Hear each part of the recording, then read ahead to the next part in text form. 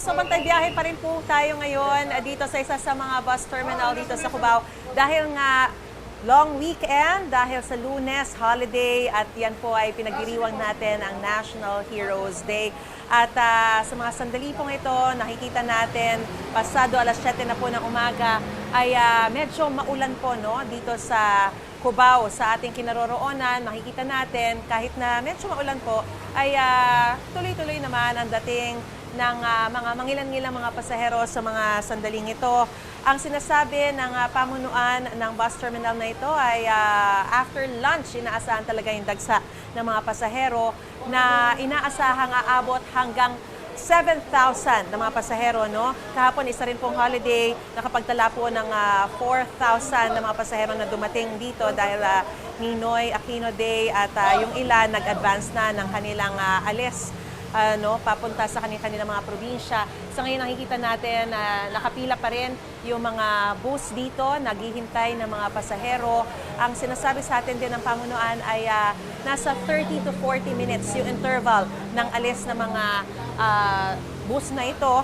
Pero sa ngayon, sapat yung bilang ng mga bus para ma-accommodate lahat ng darating ng mga pasahero. Kung sakasakali man daw na magkulang, meron silang mga units na nakaantabay para hindi naman po magkaaberya at hindi magkaroon ng problema sa mga pagbiyahe, no? Dahil kung meron mang mga mag-walk-in pa rin, which is allowed, which is okay dito sa bus terminal na ito, kahit hindi po kayo nakapag-book online o hindi kayo nakapag-advance ng booking, pwede po kayo mag-walk-in dito, meron daw po silang sapat na mga pasahero na darating.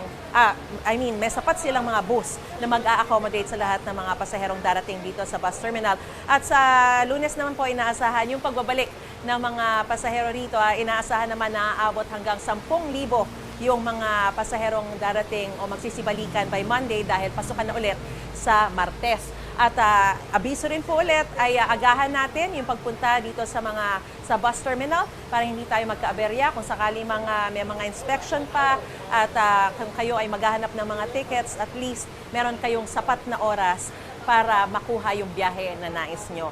At ingat po tayo mga kapuso sa lahat ng mga babiyahe po ngayong araw na ito papunta sa iba't iba nating mga destinasyon, lalo na sa mga pupunta sa probinsya para sa long weekend. Ngayon nga pong simulang Biyernes hanggang sa Lunes na po yan. So yan muna ang latest sa sitwasyon. Mag-ingat po tayo.